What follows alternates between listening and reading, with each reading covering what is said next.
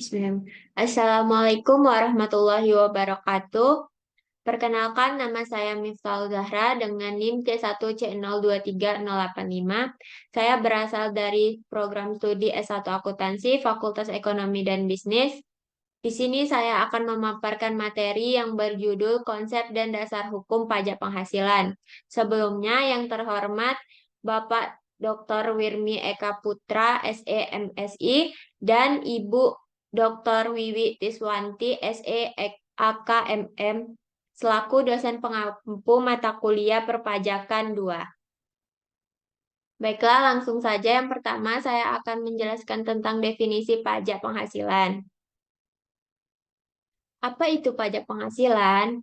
Sebelumnya, pajak adalah salah satu sumber pendapatan negara yang sangat penting bagi pembangunan dan kesejahteraan masyarakat. Te- Yang kedua yaitu definisi penghasilan. Menurut Biro Pusat Statistik, yang dimaksud dengan penghasilan adalah seluruh pendapatan yang diterima baik secara formal, non-formal maupun penghasilan subsistem dalam jangka waktu tertentu. Yang ketiga yaitu definisi pajak penghasilan. Pajak penghasilan adalah pungutan resmi pemerintah kepada masyarakat yang memiliki penghasilan atau penghasilan yang diterima atau yang diperoleh dalam tahun pajak. Pajak ini digunakan untuk penyelenggaraan pemerintah dan untuk kepentingan masyarakat. Pajak penghasilan dikenakan terhadap orang pribadi dan badan berkenaan dengan penghasilan yang diterima atau yang diperoleh selama 1 tahun pajak. Yang kedua yaitu konsep pajak penghasilan. Ada beberapa unsur pokok pajak penghasilan. Yang pertama yaitu iuran atau pungutan dilihat dari segi arah dan arus pajak. Yang kedua, pajak dipungut berdasarkan undang-undang. Yang ketiga, pajak dapat dipaksakan fiskus mendapat wewenang dari undang-undang. Yang keempat, tidak menerima atau memperoleh kontraprestasi langsung.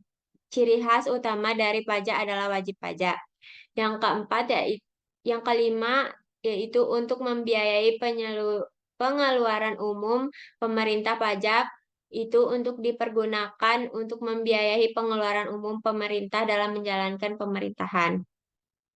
Yang ketiga yaitu dasar hukum pajak penghasilan. Dasar hukum pajak penghasilan yaitu peraturan undang-undangan perpajakan yang mengatur pajak penghasilan yang berlaku sejak 1 Januari 1984 adalah Undang-Undang Nomor 7 Tahun 1983. Sebelum tahun tersebut, pengenaan pajak yang berhubungan dengan penghasilan diistilahkan dengan nama pajak personal, pajak kekayaan, pajak pendapatan, dan pajak penjualan. Yang keempat yaitu objek pajak. Yang termasuk objek pajak yaitu yang pertama penggantian atau imbalan perkenaan dengan pekerjaan atau jasa yang diterima. Yang kedua hadiah dari undian atau pekerjaan atau kegiatan dan penghargaan. Yang ketiga laba usaha. Yang keempat keuntungan karena penjualan atau karena penghalian harta. Yang kelima yaitu penerimaan kembali pembayaran pajak yang telah dibebankan sebagai biaya atas pembayaran tambahan pengembalian pajak. Yang keenam yaitu bunga tersebut premium, diskonto, dan imbalan karena jaminan pengembalian utang.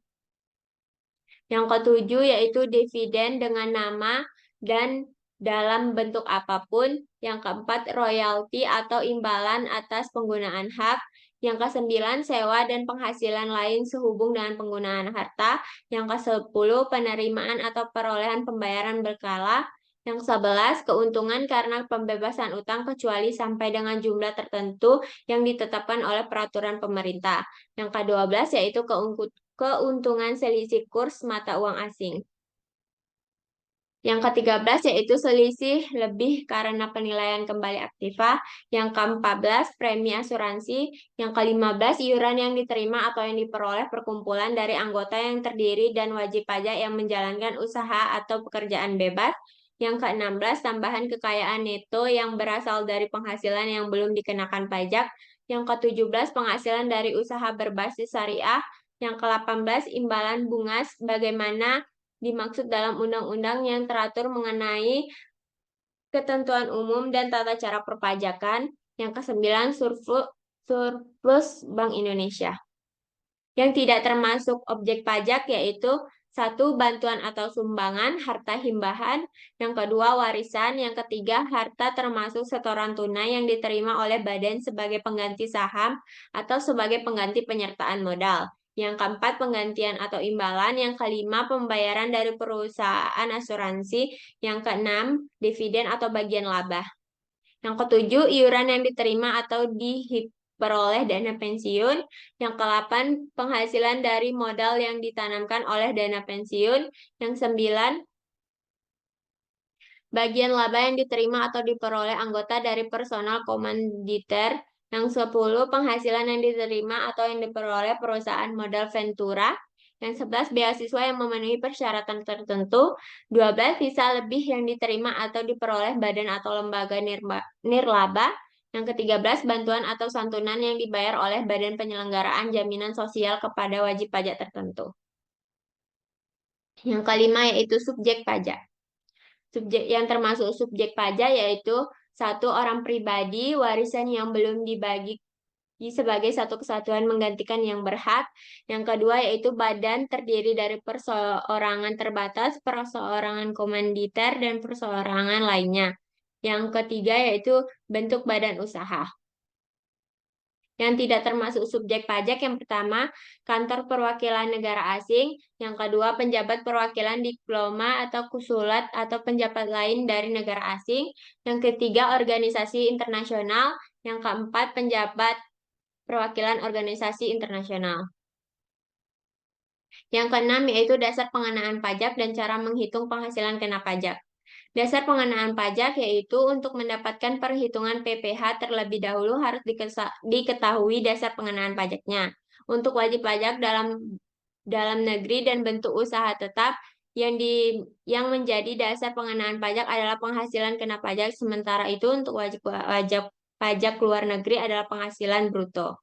Cara menghitung kena pajak ada dua, yaitu cara menggunakan pembukuan. Pembukuan adalah proses pencatatan yang dilakukan secara teratur untuk mengumpulkan data dan informasi kewajiban yang meliputi harta, kewajiban, modal, penghasilan, dan biaya, serta jumlah perolehan penyertaan barang atau jasa yang ditutup dengan penyusunan laporan keuangan berupa neraca dan laporan laba rugi setiap tahun berakhir pajak. Yang kedua yaitu menggunakan norma penghitungan penghasilan kena pajak. Apabila dalam penghitungan penghasilan kena pajak, wajib pajak menggunakan norma penghitungan penghasilan neto besarnya. Penghasilan neto adalah sama besarnya dengan penghasilan persentase norma penghitungan penghasilan neto dikalikan dengan jumlah peredaran usaha atau penerimaan bruto pekerjaan bebas setahun. Yang ketujuh yaitu penghasilan tidak kena pajak. Besarnya PTKP setahun yang berlaku mulai 1 Januari 2016 adalah 54 juta untuk diri wajib pajak orang pribadi. 4.500.000 tambahan untuk wajib pajak yang kawin. 54 juta tambahan untuk seorang istri yang penghasilannya digabung dengan penghasilan suami. 4.500.000 tambahan untuk setiap anggota keluarga, saudara, dan keluarga semenda dalam garis keturunan lurus 1 derajat serta anak angkat yang menjadi tanggungan sepenuhnya, maksimal 3 orang. Yang ke-8 yaitu tarif pajak.